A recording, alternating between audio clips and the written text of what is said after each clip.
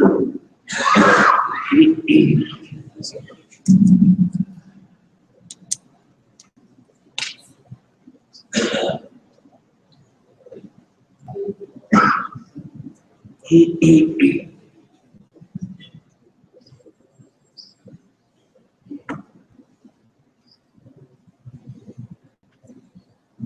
الله الرحمن الرحيم.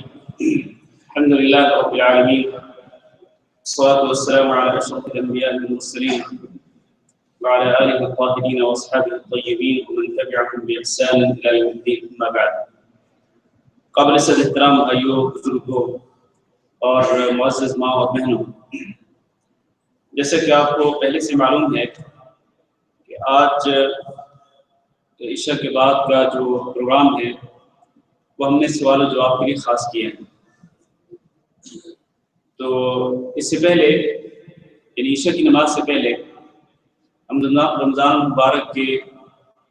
احکام و مسائل پر گفتگو کر چکے ہیں۔ کئی ضروری مسائل میں نے بیان کر دیے، لیکن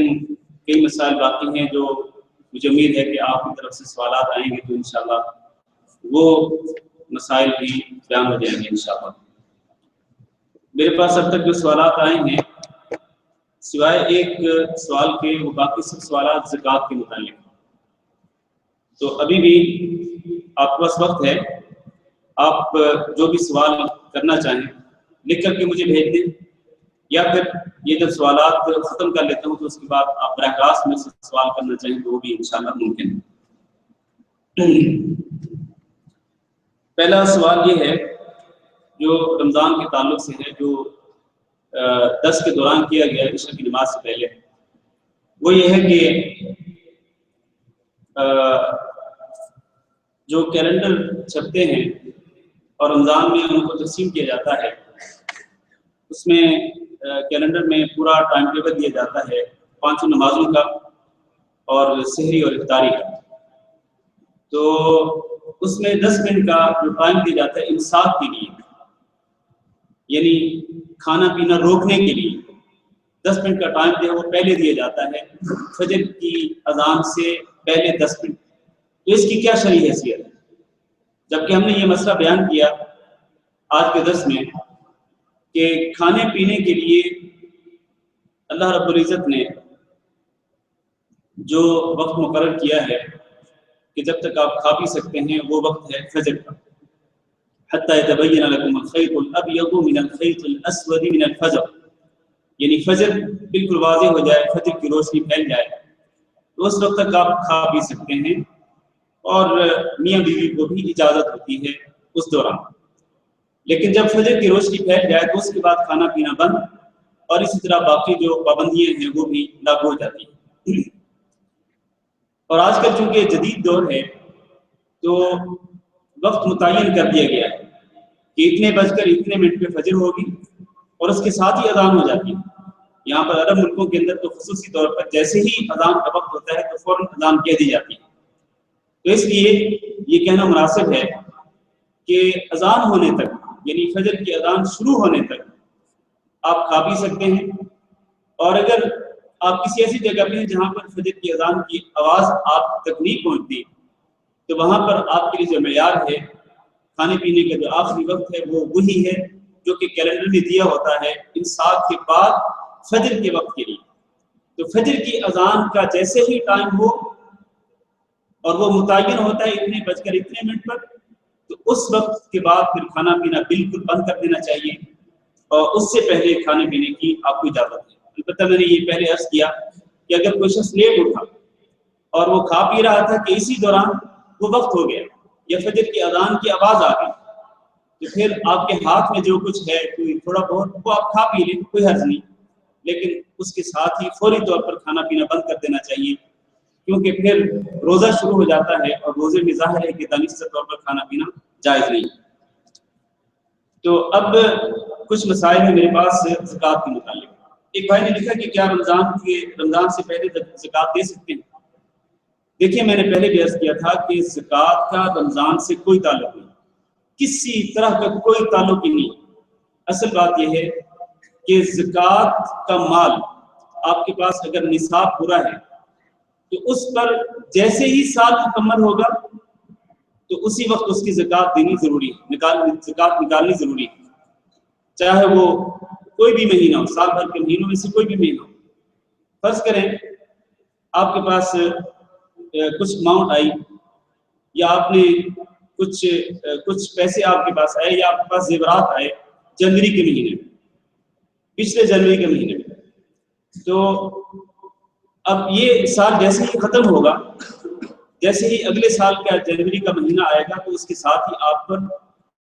اماؤنٹ کی جو سارا سال آپ کے پاس باقی رہی اور جو زیورات آپ کے پاس باقی رہے، بشرط یہ کہ وہ نصاب کے برابر ہو، زیورات بھی نصاب کے برابر ہوں اور نقدی پیسے بھی نصاب کے برابر ہوں، تو جیسے ہی سال پورا ہوگا تو اس کی زکوٰۃ نکالنا ضروری ہوگا۔ اس کو رمضان تک لیٹ کرنا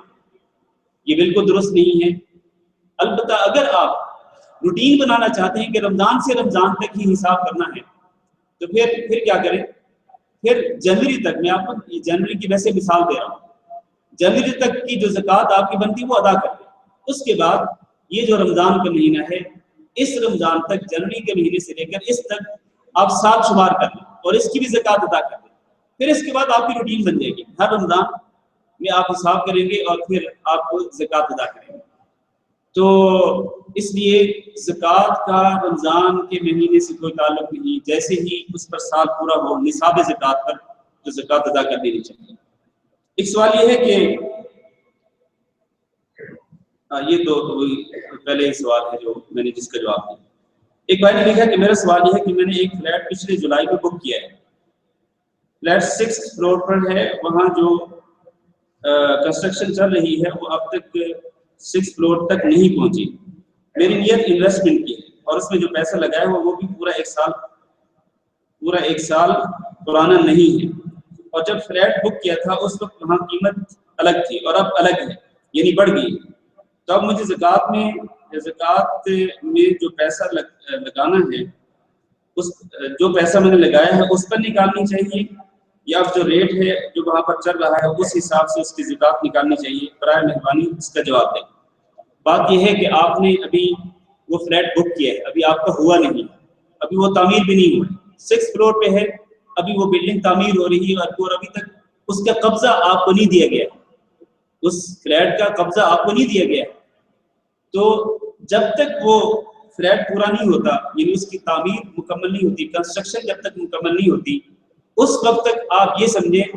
کہ وہ نقدی پیسہ آپ کے پاس ہے جو آپ نے اس کی بکنگ پر لگایا ہے۔ آپ نے فرض کریں 10 لاکھ روپے لگائے ہیں، تو گویا کہ آپ یہ سمجھ لیں کہ وہ 10 لاکھ روپے آپ کے پاس ہیں۔ تو 10 لاکھ روپے پر جیسے ہی جو آپ نے پلاٹ کی بکنگ پر لگا دیا ہے، جیسے ہی سال پورا ہوگا تو اس کی زکوٰۃ آپ کو ادا کرنی پڑے گی، اس کی زکوٰۃ ادا کرنی پڑے گی، چاہے وہ فلیٹ آپ کے نام ابھی تک نہیں ہوا یا اس کی کنسٹرکشن مکمل نہیں ہوئی۔ ہاں، جب آپ کا یہ فلیٹ مکمل ہو جائے گا، اس کی کنسٹرکشن مکمل ہو جائے گی اور آپ کے قبضے میں دے دیا جائے گا، تو اب یہ فلیٹ جو ہے، اب اس کی 2 صورتیں، اگر تو آپ نے، انہوں نے لکھا ہے کہ بیچنے کی، انویسٹمنٹ کی نیت سے، اگر تو انویسٹمنٹ کی نیت ہے آپ کی، تو جب وہ آپ کے قبضے میں آئے گا وہ فلیٹ، تو اس کے بعد جب سال پورا ہوگا تو پھر آپ کو ہر سال اس کی زکوٰۃ دینی پڑے گی، اس کی کرنٹ ویلیو پر۔ جب 1 سال پورا ہوگا تو سال پورا ہونے کے بعد آپ دیکھیں گے کہ اس کی ویلیو کتنی، اس کی زکوٰۃ دینی پڑے گی۔ پھر اگلے سال اسی طرح کرنٹ ویلیو پر آپ کو اس کی زکوٰۃ دینی پڑے گی، کیونکہ یہ آپ نے جو فلیٹ بک کرایا ہے یہ اصل میں آپ نے انویسٹمنٹ کی نیت سے بک کرایا ہے، لہٰذا جب آپ کے قبضے میں آئے گا تو اس کے 1 سال بعد پھر ہر سال جب تک آپ اس کو بیچتے نہیں، پھر ہر سال آپ کو اس کی کرنٹ ویلیو پر زکوٰۃ ادا کرنی پڑے گی۔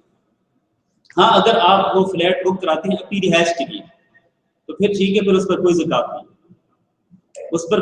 نہیں، البتہ جب تک وہ فلیٹ مکمل نہیں ہوتا اس وقت تک یہ پیسہ آپ نے لگایا ہوا ہے، تو یہ پیسہ جو ہے اس پر آپ کو زکوٰۃ دینی پڑے گی جب تک کہ وہ فلیٹ آپ کو مکمل نہیں ہوتا۔ فلیٹ جب آپ کو مل جائے گا تو پھر وہ آپ کا گھر، اب اس پر کوئی زکوٰۃ نہیں۔ ہاں، اگر آپ اس کو رینٹ پہ دیتے ہیں تو رینٹ والے فلیٹ پر یا گھر پر کوئی زکوٰۃ نہیں، البتہ جو رینٹ آپ کو آتا ہے اگر وہ سارا سال آپ کے پاس محفوظ رہتا ہے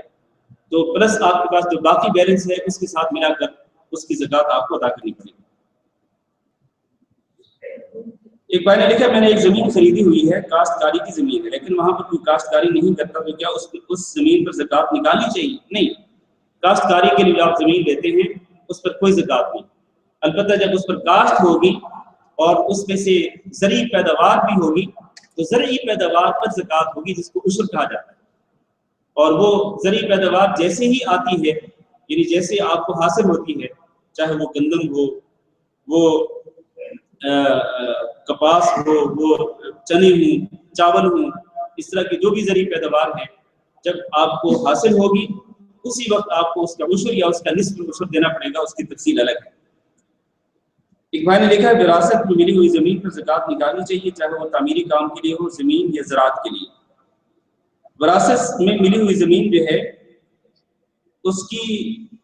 زکوٰۃ نہیں ہے، اگر وہ زمین زراعت کے لیے ہے تب بھی کوئی زکوٰۃ نہیں، اور اگر وہ زمین تعمیر کے لیے ہے تب بھی اس کی کوئی زکوٰۃ نہیں۔ ہاں، اگر آپ کو وراثت میں جو زمین ملی، آپ نے نیت کر لی کہ یہ زمین میں نے بیچنی ہے اور اس پر میں نے انویسٹمنٹ کرنی ہے، جب یہ نیت ہوگی، جب آپ یہ فائنل کر لیں گے کہ اس وراثت میں ملی ہوئی زمین کو مجھے بیچنا ہے، اس نیت سے پھر جب سال پورا ہوگا تو آپ کو اس زمین کی کرنٹ ویلیو پر، موجودہ اس کی قیمت پر اس کی زکوٰۃ آپ کو ادا کرنی پڑے گی۔ ورنہ اگر وہ زراعت کے لیے، کاشتکاری کے لیے ہے، یا آپ اس کو رکھتے ہیں کہ آپ کی نیت ہے کہ میں اس میں گھر بناؤں گا، یا آپ کی نیت ہے کہ میں اس میں کوئی پلازا بناؤں گا، اس میں دکانیں بناؤں گا اور وہ پلازے میں بنے ہوئے فلیٹ رینٹ پہ دوں گا یا دکانیں رینٹ پہ دوں گا، تو پھر اس پر کوئی زکوٰۃ نہیں ہے۔ رینٹ پر زکوٰۃ ہوگی، اس زمین پر یا زمین میں بنی ہوئی بلڈنگ جو ہے اس پر کوئی زکوٰۃ نہیں ہوگی۔ واللہ اعلم۔ یہ آپ کے سوالات تھے جو میرے پاس آئے تھے۔ اب اس کے علاوہ کوئی سوال ہو؟ ہاں جی، انویسٹمنٹ کے لیے فلیٹ لیا، ٹھیک ہے، اور بعد میں وہ انویسٹمنٹ کے بعد پھر جب فلیٹ اپنے قبضے میں آیا تو انہوں نے اسے رینٹ پہ لے لیا،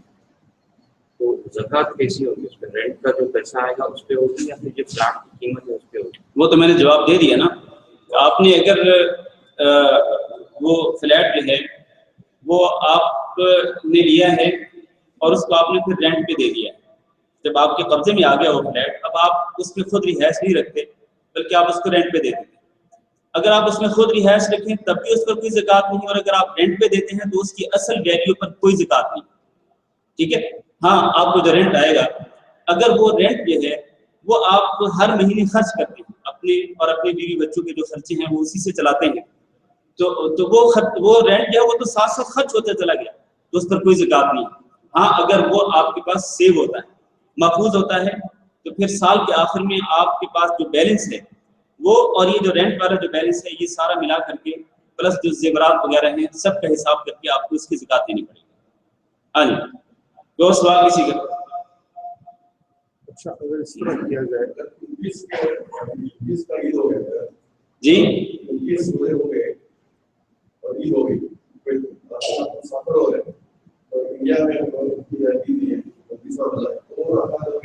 ہاں، یہ سوال بہت ضروری ہے، یہ کہ اگر آپ نے یہاں پر کویت میں رہتے ہوئے 29 روزے رکھے، پھر اس کے بعد عید ہوگی، جیسا کہ اس سال کیلنڈر میں یہی ہے کہ اس سال رمضان مبارک کے 29 روزے ہوں گے اور اس کے بعد عید ہو جائے گی۔ واللہ عالم، یہ تو اللہ رب العزت کو معلوم ہے ایسے ہوتا ہے، یہ نہیں ہوتا، لیکن کیلنڈر میں اسی طرح سے تقویم الفرامی اسی طرح سے دیا گیا ہے۔ اگر کوئی شخص 29 روزے پورے کرنے کے بعد ٹریول کر جاتا ہے انڈیا کی طرف یا پاکستان کی طرف یا کسی ادھر دوسرے ملک کی طرف، جہاں وہ پہنچتا ہے تو وہاں ابھی روزے چل رہے ہیں، تو وہاں پر اس کو جا کے روزے رکھنے پڑیں گے، وہاں اس کو جا کے روزے رکھنے پڑیں گے، ہو سکتا ہے ایک روزہ، ہو سکتا ہے 2 روزے ہوں وہاں پر، تو وہاں پر جا کر جب آپ گھر میں پہنچ جائیں گے تو گھر میں پہنچنے کے بعد 12 جو دن ہوگا، اگر وہاں روزہ ہے، وہاں عید کا اعلان نہیں ہوا، تو آپ کو وہاں کے لوگوں کے ساتھ روزہ رکھنا پڑے گا، چاہے آپ کے ٹوٹل روزے جو ہیں وہ چاہے 30 سے زیادہ کیوں نہ ہو جائیں، لیکن آپ جس ملک میں پہنچے ہیں وہ تو اس ملک کے رہنے والے لوگوں کے لیے جو حساب ہوگا وہی حساب آپ کے لیے ہوگا۔ ہاں جی،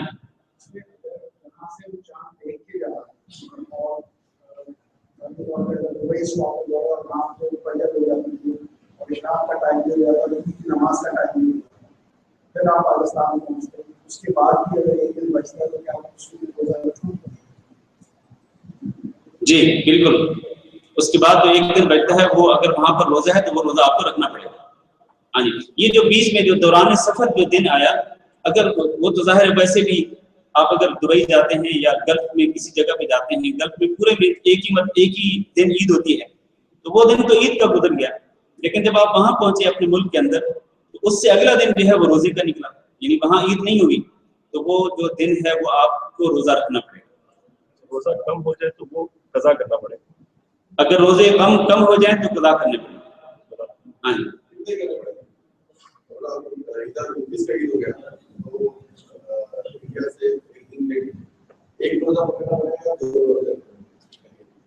ہاں یہ بھی ایک اہم سوال ہے. فرض کریں ایک شخص انڈیا میں ہے اور اس نے 29 روزے وہاں پر رکھے، 29 یا فرض کریں اس نے 28 روزے رکھے، ٹھیک ہے. اب یہاں پر آیا، ایک دن جو سفر والا ہے وہ چھوڑ دیں، جب یہاں پر آیا تو اس سے اگلے دن عید ہوگی، جبکہ اس نے وہاں پر کتنے روزے رکھے تھے؟ 28 رکھے تھے، اور مہینہ جو ہے وہ 29 کا ہوتا ہے یا پھر 30 کا ہوتا ہے. تو آپ کو قضا کتنے کرنے پڑیں گے؟ جب آپ یہاں پہنچے ہیں اس ملک کے اندر کتنے روزے ہوئے وہ آپ کو دیکھنا پڑے گا. اگر 29 ہوئے ہیں تو آپ کو ایک دن روزہ رکھنا پڑے گا، اور اگر یہاں پر 30 دن ہوئے ہیں، رمضان کے پورے 30 دن ہوئے ہیں، تو پھر آپ کو 2 روزے قضا کرنے پڑیں گے، بعد میں رکھنے پڑیں گے. ہاں جی، بہت سوال.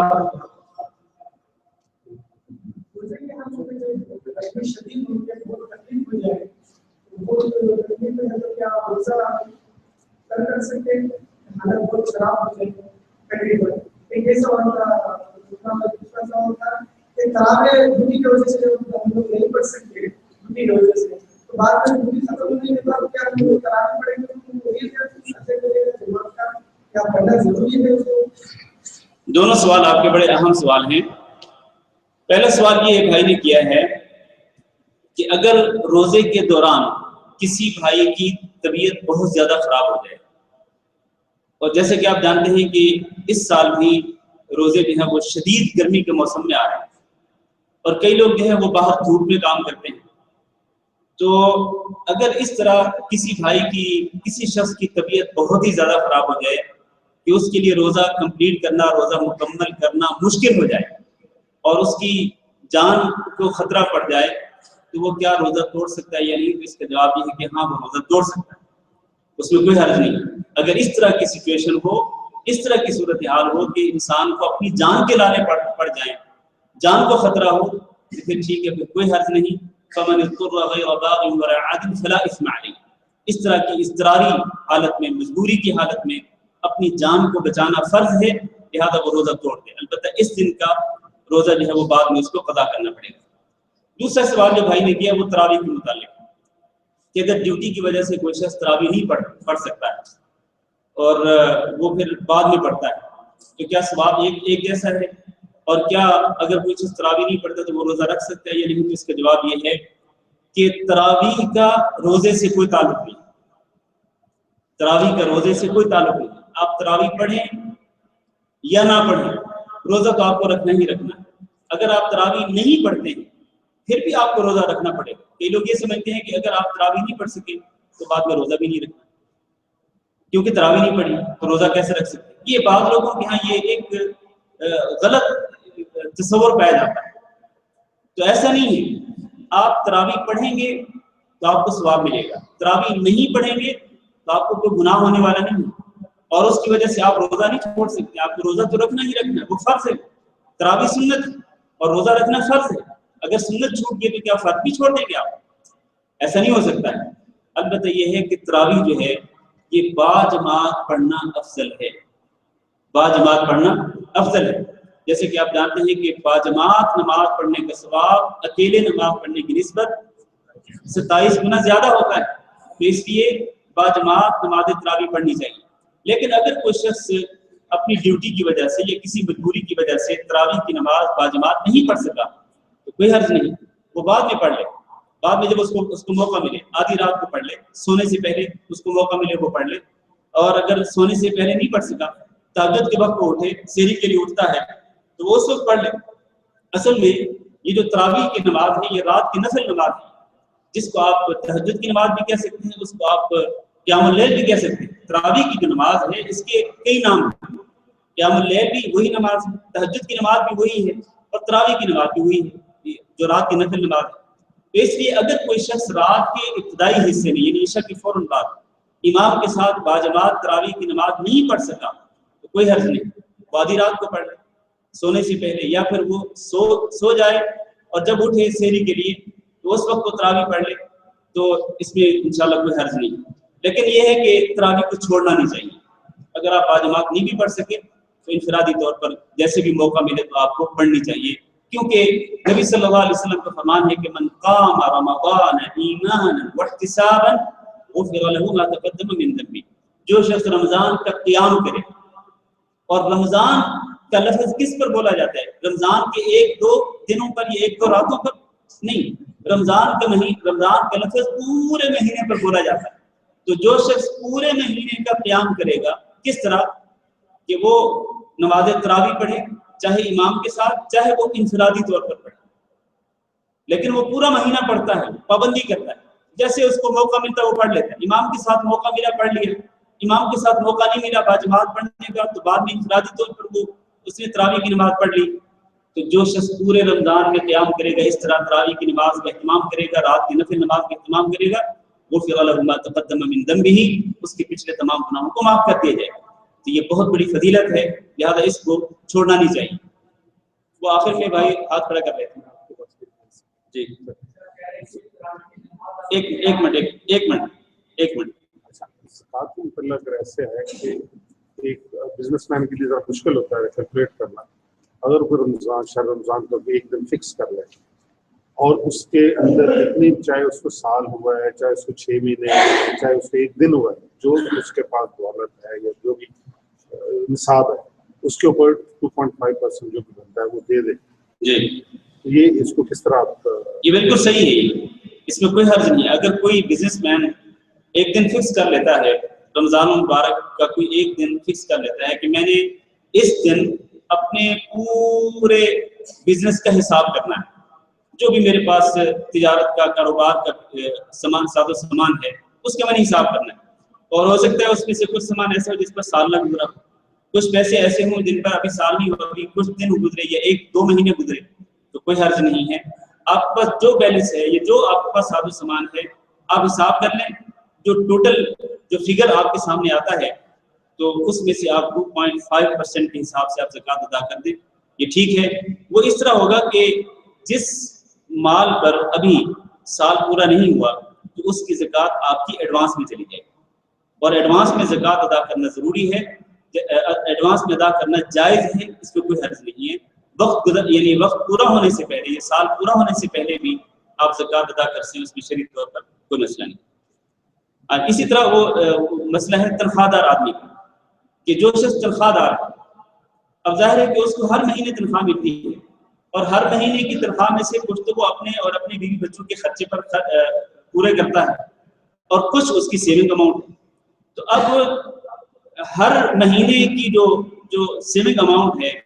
ظاہر ہے کہ اس کے 1 سال کے بعد اس پر سال پورا ہوگا۔ یہ تو نہیں ہے کہ اب آپ نے جو ابھی پچھلے مہینے مئی کے مہینے میں جو آپ نے زکوٰۃ وصول کی اس پر تو ابھی مشکل سے 1 مہینہ گزرا ہے، ٹھیک ہے نا، اس پر زکوٰۃ تو فرض نہیں ہوگی، زکوٰۃ تو فرض ہوگی اگلے سال مئی میں۔ لیکن اصل میں بات یہ ہے کہ تنخواہ دار آدمی کے لیے یہ بہت مشکل ہے کہ وہ ہر مہینے حساب رکھے کہ کتنے پیسے میرے پاس بچے ہیں، پھر وہ اگلے سال اسی مہینے کے اندر اس کی زکوٰۃ ادا کرے، پھر ہر مہینے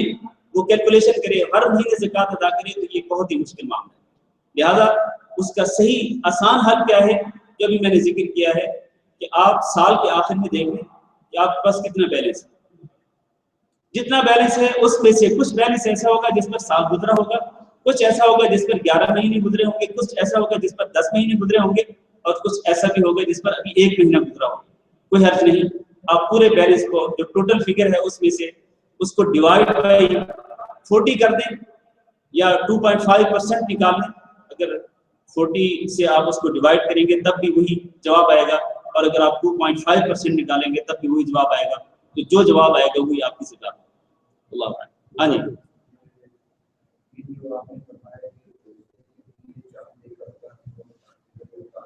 جی وہ ممالک جہاں پہ بہت زیادہ دھند ہوتی ہے یا چاند نظر ہی نہیں آتا وہاں کیا ہوگا؟ ہاں، اگر ایسے ممالک ہیں جہاں پر چاند بالکل نظر ہی نہیں آتا ہے اور وہاں پر ہر وقت یہ مطلع صاف نہیں ہوتا، دھند ہوتی ہے، تو اس کے لیے تو وہی حدیث ہے جو میں نے ذکر کی تھی کہ فَإِنْ غُمَّ عَلَيْكُمْ فَاقْدُرُوا لَهُ 30، اگر آپ پر بادل چھا جائیں، مطلع صاف نہ ہو، پتہ نہ چل رہا ہو کہ آج چاند طلوع ہوا یا نہیں ہوا، تو پھر آپ کیا کریں، 30 کی گنتی پوری کریں، شعبان کی بھی 30 کی گنتی پوری کر لیں، اس کے بعد روزے شروع کر لیں۔ اور اسی طرح اگر 29 رمضان کو بھی یہی صورتحال ہے، پتہ نہیں چل رہا، مطلع اس طرح کا ہے، دھند ہے، بادل ہے، موسم اس طرح کا ہے کہ آپ نہیں فیصلہ کر سکتے کہ چاند دکھا یا نہیں دکھا، تو کوئی حرج نہیں، پھر آپ کیا کریں، رمضان کے 30 دن پورے کر لیں اور اس کے بعد پھر عید پڑھیں۔ وہ آخر میں ایک بھائی نے ہاتھ اٹھایا تھا، ہاں جی ختم ہو گیا، چلیں۔ اگر زکوٰۃ کی مدت پوری ہوئی رمضان کے اندر، تو پھر رمضان کے اندر ہی وہ زکوٰۃ نکالیں اور وہ ان لوگوں تک پہنچائیں جو اس کے مستحق، فقراء، مساکین وغیرہ جو اس زکوٰۃ کے مستحق ہیں، ان کا حق ان تک پہنچائیں، اس کو خواہ لیٹ کرنا درست نہیں۔ ہاں، اگر آپ سمجھتے ہیں کہ جو زکوٰۃ لینے والے لوگ ہیں جن کو آپ نے زکوٰۃ دینی ہے، آپ اگر یکمشت ان کو پیسے دیں گے، ہو سکتا ہے وہ ایک مہینے کے اندر ہی خرچ کر ڈالیں، تو آپ اگر ان کو ہر مہینے تھوڑا تھوڑا کر کے دیں گے تو کوئی حرج نہیں، تو تھوڑی سی تاخیر اگر ہو اور وہ بھی ان لوگوں کی مصلحت کے لیے تو کوئی حرج نہیں، ورنہ اصل مسئلہ یہی ہے کہ زکوٰۃ کی ادائیگی میں تاخیر کرنا درست نہیں ہے۔ جیسے ہی زکوٰۃ کی مدت پوری ہو، سال پورا ہو، آپ زکوٰۃ کے حساب کریں اور زکوٰۃ کے پیسے الگ کر لیں۔ اب آپ چاہے تو فوری طور پر پہنچا دیں مستحقین تک، اور یہی زیادہ بہتر ہے، ورنہ اگر ان کی مصلحت کے لیے یا کسی بیماری، کسی مجبوری کی بنا پر آپ فوری طور پر زکوٰۃ کے پیسے مستحقین تک نہیں پہنچا سکے اور کچھ وقت گزر جاتا ہے، اس میں شرعی طور پر کوئی مسئلہ نہیں، دانستہ طور پر تاخیر نہیں کرنی چاہیے۔ ہاں جی،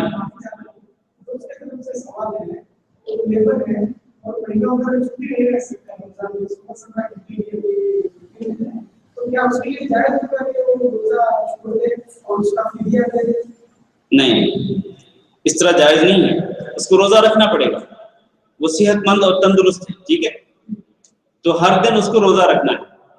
تو اگر تو وہ روزہ مکمل کرنے میں کامیاب ہو جائے، اپنی محنت مشقت کے ساتھ ساتھ اگر وہ روزہ پورا کر لیتا ہے، اور انشاءاللہ اگر وہ اللہ تعالیٰ سے دعا کرے گا تو اللہ تعالیٰ اس کو توفیق بھی دے گا، لیکن ایک انسان اگر عزم کر لے اور اللہ تعالیٰ سے مدد بھی طلب کرے تو اللہ تعالیٰ ضرور مدد کرتا ہے۔ لیکن اگر اس کے باوجود کوئی شخص روزوں کے دوران اس نے روزہ رکھ لیا، لیکن روزے کے دوران اس کی طبیعت بہت زیادہ خراب ہوگی اور وہ مجبور ہو گیا روزہ توڑنے پر اپنی جان کو بچانے کی خاطر، تو وہ روزہ توڑ سکتا ہے، اس میں شرعی طور پر کوئی قباحت نہیں ہے۔ بزرگوں نے سوال کیا ہے کہ زکوٰۃ کے مصارف کیا ہے؟ آج کے خطبہ جمعہ میں نے زکوٰۃ کے مصارف عرض کیے تھے۔ اللہ تعالیٰ نے سورۃ توبہ میں ارشاد فرمایا، انما الصدقات للفقراء والمساکین، 8 مصارف ہے۔ پہلا مصرف ہے فقراء کے لیے۔ فقیر کس کو کہتے ہیں؟ فقیر اس شخص کو کہتے ہیں جس کے پاس کھانے پینے کے لیے اور اپنی بنیادی ضرورتوں کے لیے کچھ بھی نہ ہو، وہ فقیر ہوتا ہے، محتاج ہے، ضرورت مند۔ دوسرا مصرف ہے مساکین۔ مسکین وہ ہوتا ہے جس کے پاس کھانے پینے کے لیے اور بنیادی ضرورتوں کے لیے پیسہ ہو لیکن اس کے لیے کافی نہ ہو، یعنی وہ پیسہ اتنا ہو جو اس کی ضرورتوں کو پورا نہیں کرتا ہے، تو اس کو بھی آپ زکوٰۃ کے پیسے دے سکتے ہیں۔ للفقراء والمساکین والعاملین علیہ۔ تیسرا مطلب یہ ہے کہ حکومت وقت جو ہے وہ لوگوں سے زکوٰۃ کلیکٹ کرنے کے لیے کچھ لوگوں کی ڈیوٹی لگاتی ہے کہ جائیں آپ لوگوں سے زکوٰۃ وصول کر کے اور بیت المال میں جمع کریں،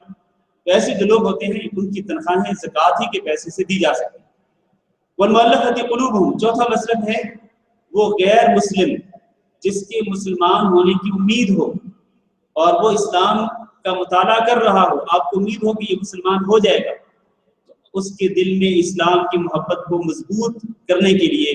مزید راسخ کرنے کے لیے آپ اس کو زکوٰۃ کے پیسے دیں تاکہ وہ مسلمان ہو جائے۔ یا پھر نو مسلم ہے، ابھی اسلام پورے طور پر اس کے دل میں راسخ نہیں ہوا، تو آپ اس کو زکوٰۃ کے پیسے دیں تاکہ وہ پکا مسلمان ہو جائے اور اسلام اس کے دل میں اچھی طرح بیٹھے۔ تو تالیف قلب کے لیے زکوٰۃ کے پیسے خرچ کر سکتے ہیں۔ یہ چوتھا مصرف۔ پانچواں مصرف وہ پھر رقاب، غلاموں کو آزاد کرانے میں۔ یہ دور اگرچہ غلامی کا نہیں ہے، یہ جس طرح پہلے ہوتا تھا نا غلاموں کی خرید و فروخت ہوتی تھی، تو آج کل یہ غلاموں کی خرید و فروخت نہیں ہوتی. تو یہ جو مصرف ہے اس مصرف کا متبادل کیا ہے؟ اس مصرف کا متبادل یہ ہے کہ اگر کوئی شخص ناجائز مقدمے میں پھنسا ہوا، اس کو ناجائز مقدمے میں پھنسا کر جیل کے اندر بھیج دیا گیا ہو، اب وہ جیل میں پڑا ہے، اس کے پاس کوئی پیسہ نہیں ہے کہ جس کے ساتھ وہ اپنا کیس لڑ سکے، وکیل کر سکے. آپ کو پتہ ہے کہ کیس لڑنے کے لیے وکیل کرنے پڑتے ہیں اور وکیلوں کی فیسیں جو ہے وہ آسمان تک پہنچی ہوتی ہیں. تو ایسے شخص کو جو ناجائز مقدمے میں پھنسا ہوا ہے، جیل میں پڑا ہے، اس کو رہائی دلانے کی خاطر اگر آپ زکوٰۃ کا پیسہ خرچ کرتے ہیں، شرعاً اس میں کوئی قباحت نہیں ہے،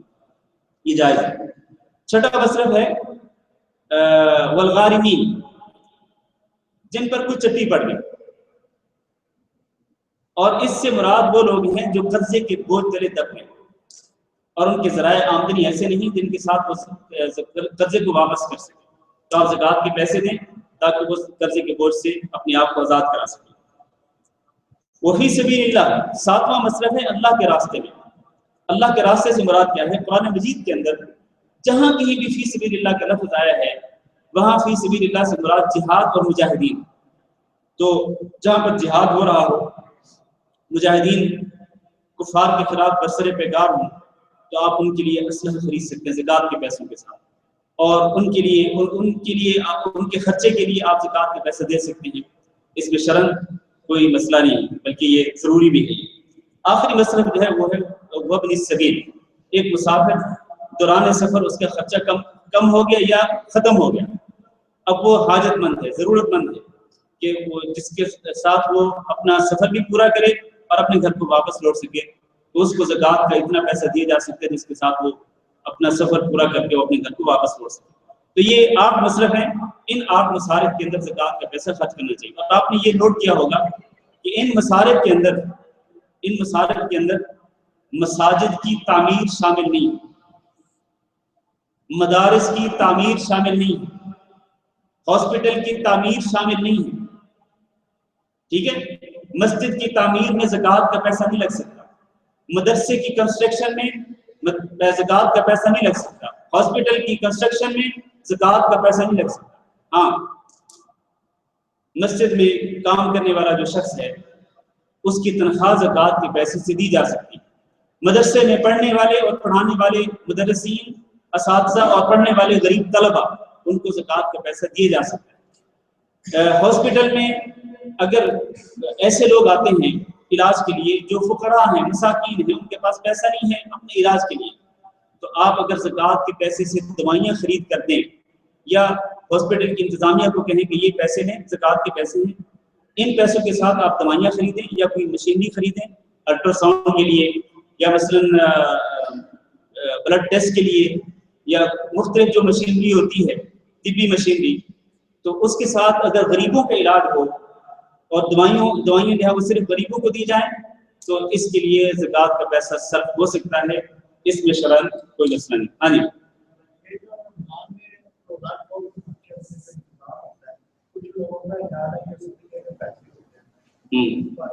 ہاں جی،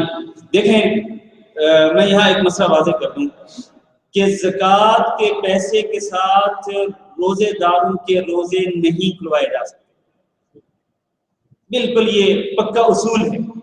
زکوٰۃ کے پیسے آپ افطار الصائم میں نہیں لگا سکتے، یعنی روزے داروں کا روزہ کھلوانے میں زکوٰۃ کا پیسہ صرف نہیں کر سکتے، بالکل جائز نہیں ہے. اسی لیے یہاں پر مختلف مساجد میں جو افطاری کا بندوبست کیا جاتا ہے،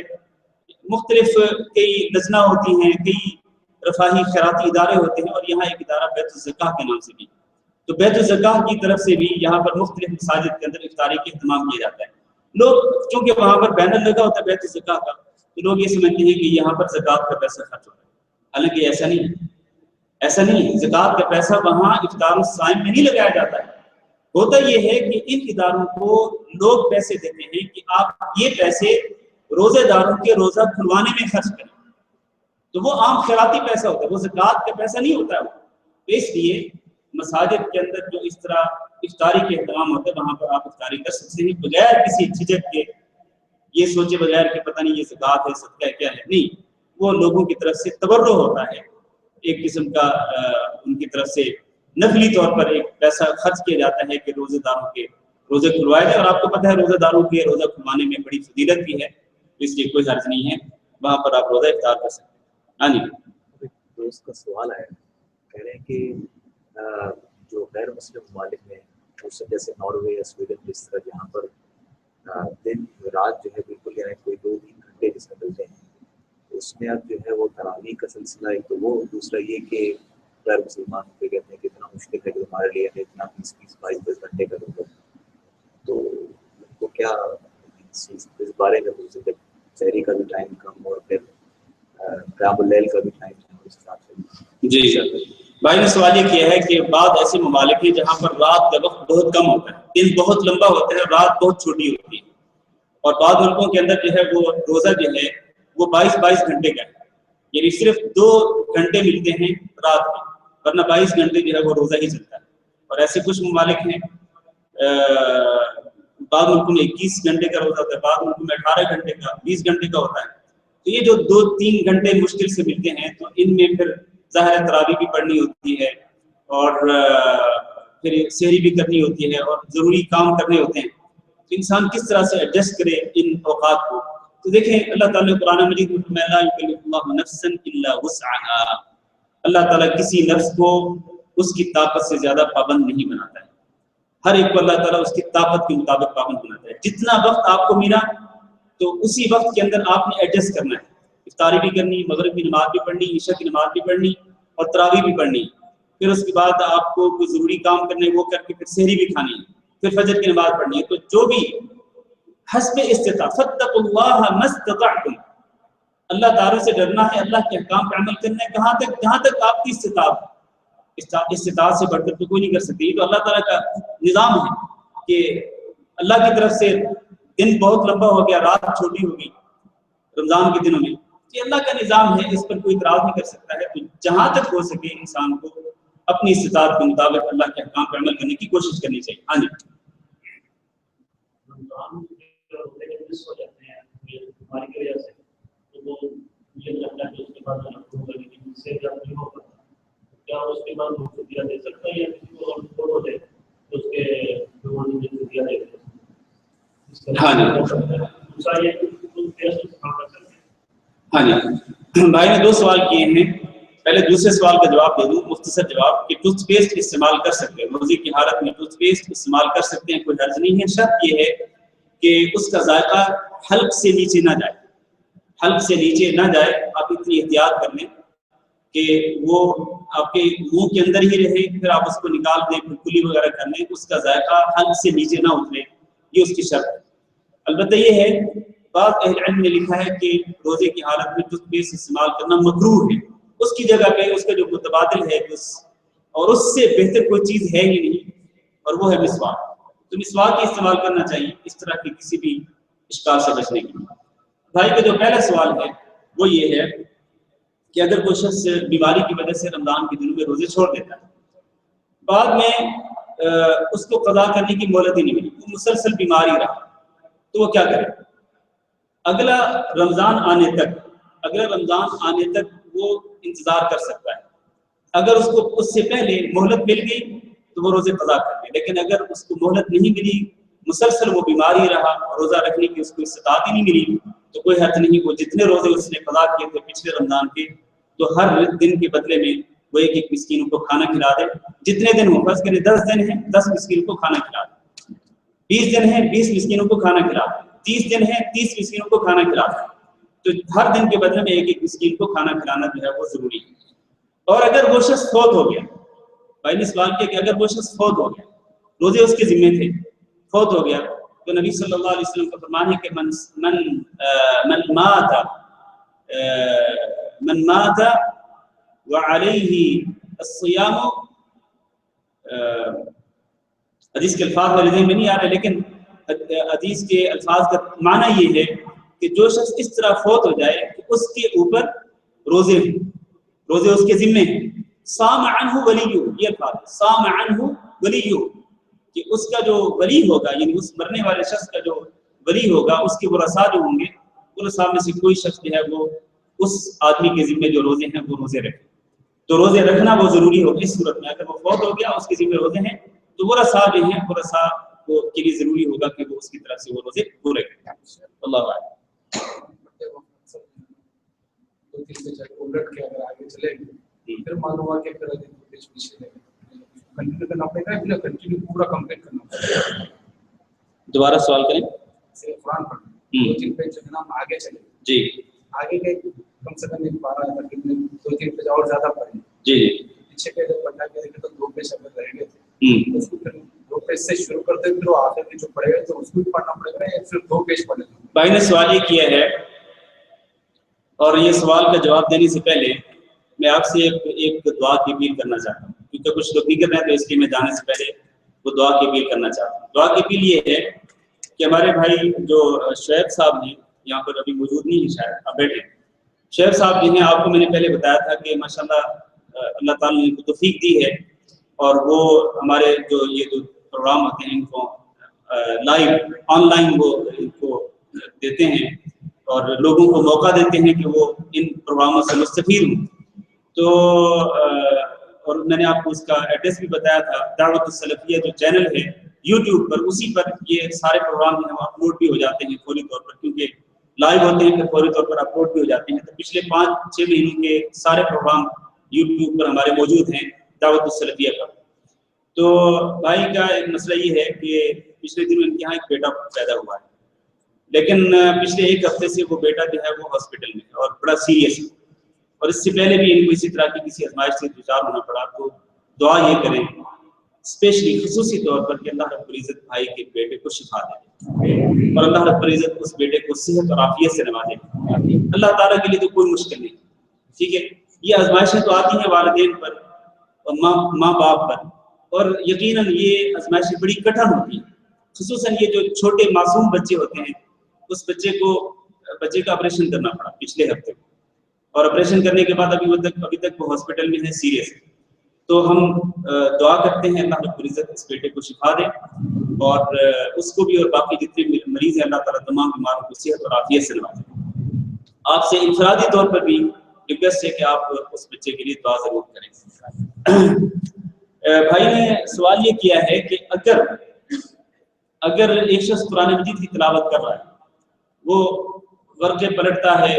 پڑھتا ہے پھر ورق پلٹتا ہے پھر پڑھتا ہے لیکن اگر اسی دوران غلطی سے 2 ورقے پلٹ گئے اور 2-3 صفحے مس ہو گئے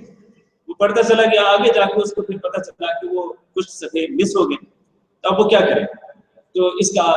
آسان جواب یہ ہے کہ وہ اگر ظاہر ہے اس کی نیت یہ ہے کہ میں قرآن مجید ختم کروں تو کوئی حرج نہیں. وہ پیچھے جو صفحات اس کے مس ہو گئے ہیں وہ ان کو پڑھ لے ان کی تلاوت کر لے ان کو پڑھ لے. تو جو صفحات اس کے بعد جو پڑھ چکا ہے چاہے وہ 1 پارہ ہے آدھا پارہ ہے اس سے کم ہے اس سے زیادہ جتنا بھی وہ پڑھا ہے ضروری نہیں کہ اس کو دوبارہ ریپیٹ کریں بلکہ جو صفحات مس ہوئے ہیں ان کو پڑھ لے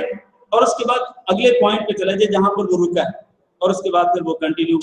قرآن مجید کی تلاوت کر سکتے ہیں. تو جو صفحات مس ہوئے ہیں بس ان کی تلاوت دوبارہ کر لیں پیچھے آ کر کے تو اس میں کوئی حرج نہیں. اللہ اعلم.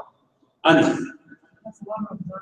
بس آخری 5 منٹ ہیں کیونکہ وقت بہت زیادہ ہو چکا ہے. آخری 5 منٹ انشاءاللہ پھر ہم اپنا پروگرام ختم کرتے ہیں.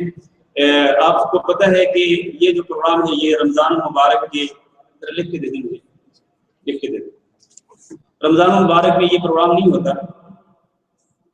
رمضان المبارک میں آپ کو پتہ ہے کہ یہ پروگرام نہیں ہوتا تو اس لیے یہ آخری پروگرام ہے آج کا. رمضان سے پہلے آخری پروگرام ہے. آئندہ جمعہ کو تو ظاہر ہے رمضان شروع ہو چکا ہوگا اور اس حوالے سے آپ کو یہ بھی بتلا دوں کہ آئندہ جمعہ کو انشاءاللہ میرا جو آئندہ جمعہ ہے وہ انشاءاللہ سالمیہ میں ہی ہے مسجد المزینی میں اور ہمارے کئی دوستوں نے جمعہ کے بعد ایک نشست رکھی ہے سوال و جواب کے لیے جس طرح پچھلے سال کی سوال و جواب کی نشست ہوئی تھی خصوصاً زکوٰۃ کے مسائل کے متعلق. تو آپ سے گزارش ہے کہ آئندہ جمعہ سالمیہ مسجد المزینی میں پڑھیں اور انشاءاللہ اس کے بعد جو سوال و جواب کی نشست ہوگی اس سے آپ فائدہ بھی اٹھا سکتے ہیں. ایک بھائی ہاں جی آپ کو کس سوال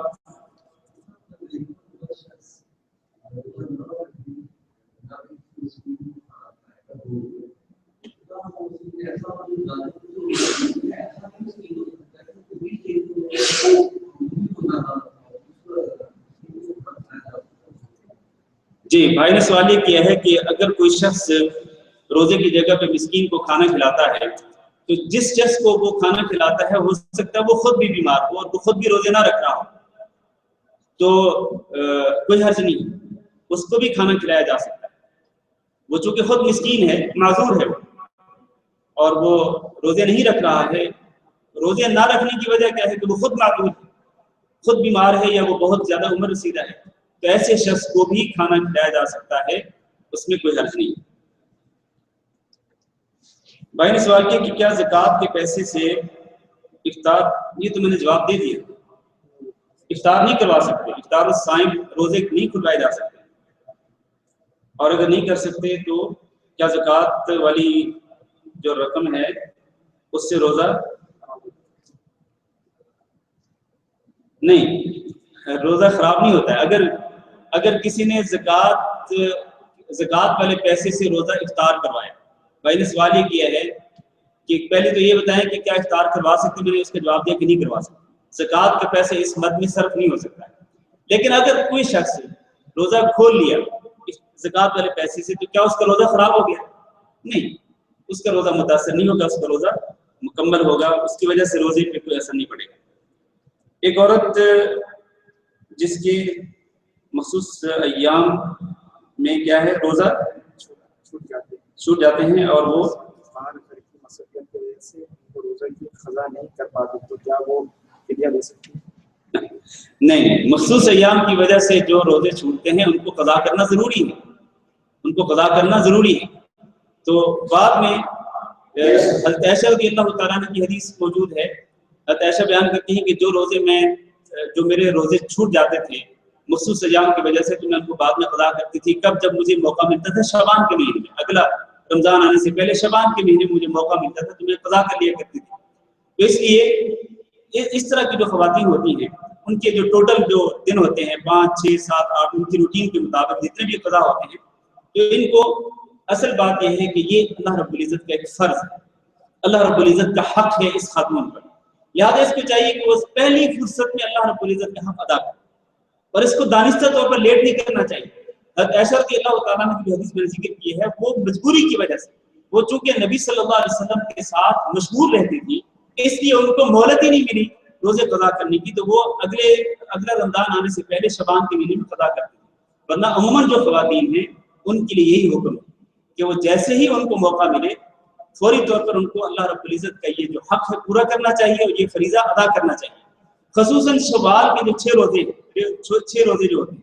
شوال کے 6 روزے کیا ہیں؟ فرض ہیں کہ نفل ہیں؟ نفل ہیں۔ اور ابھی اس خاتون کے اوپر فرض روزے بھی ابھی اس کے اوپر وہ اس کے ذمے موجود ہیں جو اس نے پورے کرنے ہیں، تو فرض زیادہ حق رکھتا ہے کہ اس کو پہلے پورا کیا جائے یا نفل زیادہ حق رکھتا ہے؟ فرض، اس لیے فرضی روزوں کو پہلے رکھنا چاہیے اور اس کے بعد نفلی روزے رکھنے چاہیے۔ اگرچہ اس میں کوئی دوسرا کلام نہیں ہے، دوسری کوئی بات نہیں ہے کہ اگر کوئی عورت لیٹ کر لے، یعنی شوال میں نہیں رکھتی، وہ شوال کے بعد کسی اور مہینے میں وہ روزے قضا کرتی ہے، یہ فرضی روزے، تو کوئی حرج نہیں ہے۔ لیکن میرا کہنے کا مقصد یہ ہے کہ پہلی فرصت میں جیسے ہی موقع ملے عورت کو تو یہ فرض جو ہے وہ پورا کر لینا چاہیے۔ واللہ اعلم۔ اب جب وقت ختم ہو رہا ہے تو سوالات کے لیے ہاتھ بھی زیادہ ہوتے ہیں۔ ایک سوال، افطار کرنے کے بعد لوگ سگریٹ اور تمباکو کھاتے ہیں، کہ اللہ کو ایسے روزے کی روزہ یہ بھائی نے جو سوال کیا یہ بھی بڑا اہم سوال ہے کہ جیسے ہی افطاری کرتے ہیں تو کئی لوگ تو ایسے ہوتے ہیں جن کو میں نے دیکھا، اپنی آنکھوں سے دیکھا، نماز بعد میں پڑھتے ہیں، پہلے سگریٹ کا سوٹا لگاتے ہیں، سگریٹ نوشی کرتے ہیں پہلے۔ یہ دیکھیں میرے بھائیو، یہ معذرت کے ساتھ ایک لفظ بولنے لگا ہوں لیکن اس کو آپ برا نہ سمجھیں، یہ حقیقت ہے، یہ سگریٹ ایک لعنت ہے، لعنت، سگریٹ ایک لعنت ہے، بہت بڑی لعنت ہے، اور جو یہ لعنت جس کو پڑ جاتی ہے نا پھر وہ اس سے جان نہیں چھڑا سکتا، الا یہ کہ جس کو اللہ تعالیٰ توفیق دے۔ میں سگریٹ نوشی کرنے والے بھائیوں سے گزارش کرتا ہوں، خدا را اللہ کے لیے اپنے اوپر ترس کھائیں، سب سے پہلے اپنے اوپر ترس کھائیں اور پھر اپنے ان بیوی بچوں پہ بھی ترس کھائیں جن کو اذیت پہنچتی ہے آپ کے سگریٹ کے دھوئیں کی وجہ سے۔ آپ کو پتا ہے نا، یہ ڈاکٹرز کا کہنا ہے کہ سگریٹ پینے والے شخص کو نقصان کم ہوتا ہے، سگریٹ کا دھواں جن لوگوں تک پہنچتا ہے ان کو نقصان زیادہ ہوتا ہے، کیونکہ وہ لوگ بیچارے سگریٹ پینے کے عادی نہیں ہوتے، ان کو اتنی اذیت پہنچتی ہے. اور میں اپنا آپ کو بتاتا ہوں، واللہ میں تو سگریٹ کی سمیل اگر میرے ناک میں چلی جائے تو میں اس سے اتنی تکلیف پہنچتی ہے مجھے کہ میں اس کو بیان نہیں کر سکتا. تو اس لیے میرے بھائیو اپنے اوپر ترس کھائیں، اپنے بیوی بچوں پہ ترس کھائیں اور سگریٹ چھوڑنے کا عزم کر لیں. اور یقین مانیں رمضان المبارک کا مہینہ جو یہ تو بہت بڑا موقع ہے سگریٹ کو چھوڑنے کا، بہت بڑا موقع ہے. آپ اگر عزم کر لیں کہ میں نے اس لعنت کو چھوڑنا ہے تو اللہ تعالیٰ آپ کو توفیق بھی دے گا، آپ چھوڑنے میں کامیاب ہو جائیں گے. اس لیے روزہ رکھنا، اب دیکھیں نا ایک طرف پورے دن آپ نے روزہ رکھا، روزہ بہت بڑی عبادت ہے، بہت بڑی فضیلت والا عمل ہے،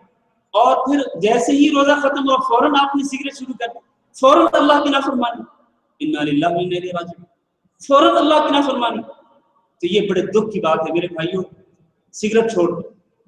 سگریٹ حرام ہے، اسلام کے اندر سگریٹ نوشی کرنا حرام ہے. اگر کوئی شخص روزے رکھنے کے ساتھ ساتھ حرام کو نہیں چھوڑتا تو مجھے بتلائے اس کے روزے کا فائدہ کیا ہے. روزے کا سب سے بڑا فائدہ تو یہ لعلکم تتقون، تمہارے اندر تقویٰ آئے. اگر اتنا بھی تقویٰ نہیں آیا آپ کے اندر کہ آپ نے سگریٹ کو نہیں چھوڑا تو پھر روزہ کا کیا فائدہ ہوا؟ آپ فرض تو آپ کا پورا ہو جائے گا لیکن روزے کا اصل ثمرہ جو ہے وہ آپ کو نصیب نہیں ہوا. تو اس سے بڑی خسارے والی کوئی بات نہیں. اس لیے کوئی بات نہیں، میرا کچھ لہجہ سخت ہوا یہ مسئلہ بیان کرتے ہوئے، لیکن یہ مسئلہ ہی ایسے ہے کہ اس میں انسان کو بڑی تکلیف بھی ہوتی ہے. اللہ مجھے تو ترس آتا ہے ان لوگوں پر جو سگریٹ نوشی کر رہے ہوتے. میں نے آپ کو پہلے شاید بتایا تھا، ایک مرتبہ مینا میں تھا، حج کے لیے گیا ہوا تھا. مینا کے اندر خیمے میں ہم لوگ بیٹھے ہوئے تھے، رات کو کچھ دوستوں کے ساتھ بات چیت چل رہی تھی. ایک بوڑھے جو ہے بوڑھی عمر کے صاحب جو ہے وہ سگریٹ نوشی کر رہے اور ساتھ ساتھ وہ کھانس رہے تھے. ان کی کھانسی ان کو روک نہیں رہی تھی، سگریٹ نوشی کر رہے ہیں اور کھانس رہے ہیں. میں نے بابا جی سے کہا، میں نے بابا جی آپ کم از کم اپنے اوپر قرض کر لیں اور یہ سگریٹ کو چھوڑ دیں جس کی وجہ سے آپ کو یہ کھانسی نہیں چھوڑ رہی. سگریٹ کو ترک کر دیں. اور آپ حج میں آئے ہوئے ہیں، مینا میں بیٹھے ہیں آپ. تو اس نے مجھے کیا جواب دیا، کہنے لگا بیٹا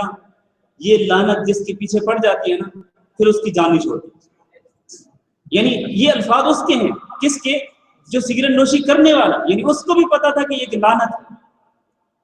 تو اس لیے میرے بھائیوں اس سے جان چھڑانے کی کوشش کرنی چاہیے. اللہ تعالیٰ سے دعا کرتے ہیں کہ اللہ تعالیٰ ہم سب کو اس کی توفیق دے. رمضان مبارک کے مہینے میں انشاءاللہ جمعہ کے موقع پر ملاقات تو ہوتی رہے گی، لیکن پھر بھی آپ سے ایک ریکویسٹ ہے، میری برادرانہ اپیل ہے کہ اپنی خاص دعاؤں میں مجھے اور میرے بیوی بچوں کو بھی یاد رکھیں. اللہ رب العزت ہم سب کو دنیا اور آخرت کی ہر خیر و بھلائی نصیب فرمائے. جزاک اللہ خیر.